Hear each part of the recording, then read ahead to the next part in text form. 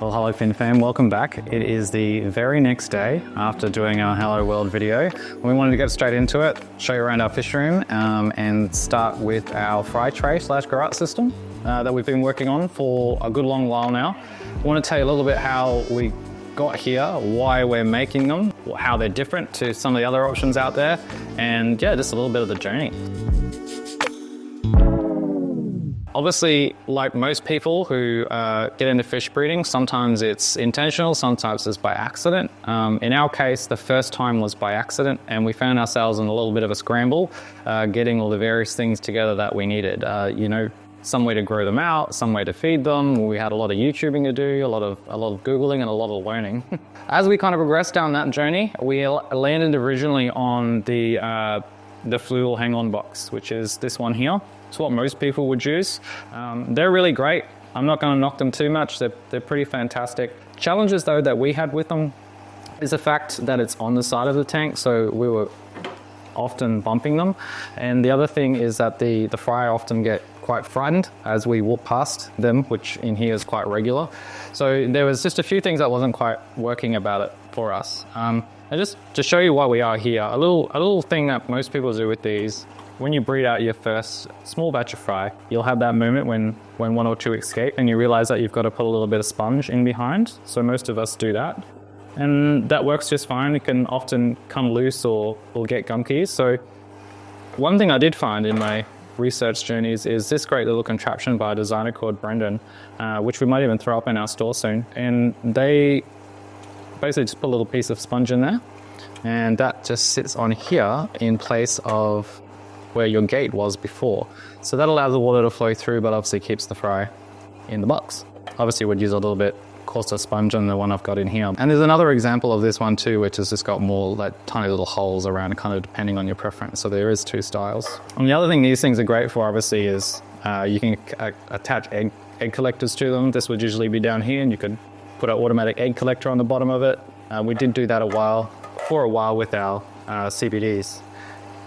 So those are the challenges we had and we went looking for other solutions. So we started, I think we had watched one of Nick's videos and had seen Dean's drip system that he had, and we thought that was really, really cool. So I did start down that rabbit hole originally of setting that up, and we'd gone out and brought some of the various fittings and things we would need.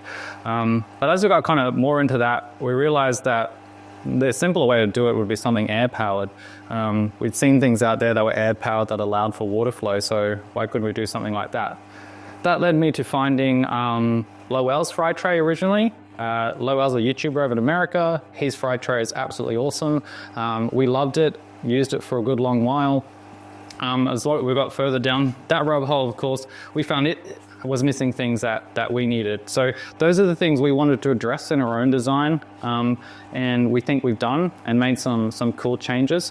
One of those is the ability to accommodate an automatic egg collector like the hang-on can. Show you real quickly all the different components, what's what, and then I'll go ahead and show you a couple of examples of them in use. So Tyler's going to set this one up surely down in his pea puffer tank, but essentially hangs on top of your aquarium, and this can fit in just about any rimless aquarium, but this will fit 99% of you. We'll give you two sizings of rails, both short and long in the different styles. The second style is just a little cutout which allows it to fit nice and neatly in there. Alternatively, I've found that it also works really well up in here just to allow you to push your railing a little bit closer to the water outlet. So you'll see over in here I've kind of got those two different setups. Back here I'm using the railing with the gap to allow me to push my tray further back in here, and that worked out well up in here with my outlet, where over on this one I might choose to reverse it as it was originally intended. So we'll give you the two versions, long and short, so you can kind of put the different combination in that suits you. You might want to go with two of the ones with a gap or two of the normal, totally up to you. So once you've got that on there, the next step is to get the water flowing. But we have a water tap. Now, if we take out the egg collector out of the situation for a moment, if we just wanted to use this as a normal grow-out tray, everything you see here you'll get. So we've got our little water intake or air intake pipe down here. So you'll just go ahead and plug in a piece of air hose to that one down in here. And once you've got that on there, you can cut, we'll give you about a 20 centimeter piece of this, I think it's 16 millimeter pipe, and you'll be able to put that into your water intake or air intake, both. Cut that to size wherever you want it to be in your tank. That's totally up to you, it depends on what your water level is, and then your other section will go on top of your water tap like this. This top bit is kind of a little bit of a silencer. It just helps the water be a little less drippy as it comes out, so it'll just make it flow nice, but totally up to you if you want to use that. And the other little bit you'll notice on this as well is we have this articulating arm here. So how this works, well, obviously it kind of acts as a hook where we want it. If we wanted to have it here, if we wanted to have it here or at the back, wherever we want it on the tank, it allows us to do that. But as you get in situations, tight situations, there might be ones where you'll want to pull that outwards before you go up. So that little articulating piece will allow you to do that and kind of make the outward movement like that. So it just gives you more options. We want to give flexibility in our design and allow you to use it in a bunch more situations than you otherwise could. The other thing we've got to show you is our lid. So most of them, none of them come with a lid yet that I know of. Ours does, and it will be slightly translucent. A couple purposes for this. One is if you've got jumpers, that will prevent them from getting out. Two is it allows a little bit of light in there for your fry, so they're not in complete darkness if we were to have a solid light on that one. And also, if you've got photosensitive eggs, they'll be really good for that. And it just stops the fry from getting frightened. Unlike the hang-ons, which, you know, every moment we walk past, they're getting a fright. Our fry in these trays don't get any fright. They don't get startled unless we're going to feed them or give them a checkup. So I'll show you one that I have set up in action with our egg collector. So I've been doing this for a couple of weeks now with great success. So I'll show you a little bit about that process and how it's working. Also, we just set the box up on top. In this case, I've got it running long ways, as you'll see up here. And down in here, I have, rather than connecting the water intake pipe, rather than connecting this piece here, we put the egg collector on that. We just put a little bit of Java moss in there. So of a morning, as the lights come on, usually within an hour, the CBDs I've got in there will come do the little dance in the Java moss. The eggs get collected down the bottom through a little grate and get pushed up through the pipe and land in the tray. Being they've got a little bit of weight to them, they won't flow out with the water at the top. They'll sink to the bottom once they get in the tray. And we'll see if we'll pause this flow later and I'll show you the eggs in there. Actually, we'll do that now. Just to prove that it does grab eggs. So the secret with getting your water flow right, it totally comes back up to the top.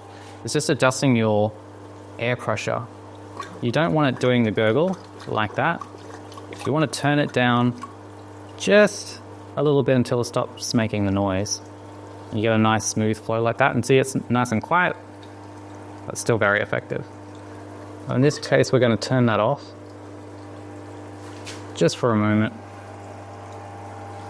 And the other little tip I'll give you too with the CBDs, if you're doing CBD eggs out there, is sometimes if you've got this flow too high on any automated egg collector, it's just a little bit too much going on there. They don't seem to like to go and do their thing in the moss. So just turn it right down so you've still got a little bit of flow for any of the eggs that are up in here.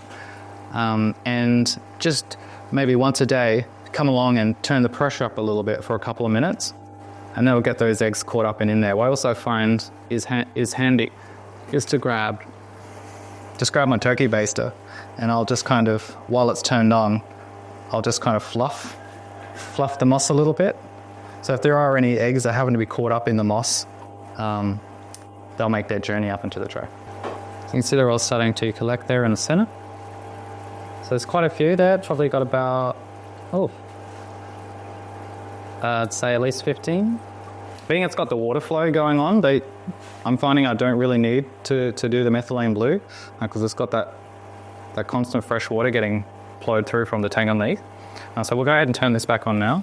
If you're getting the gurgle, you've got the air pressure too high, so just turn that down just a little bit until we're about there. This has been a really fun journey getting this fry tray to a point where we're able to share it with you. It is, of course, available now in our Etsy shop or on our website in the short, long and deep versions, and the colors will come in lime green, orange or black at the moment. We might expand on that later. This is going to continue to be an iterative design, so we want to hear your feedback, things you love about it, things you don't, and we'll continue to improve it.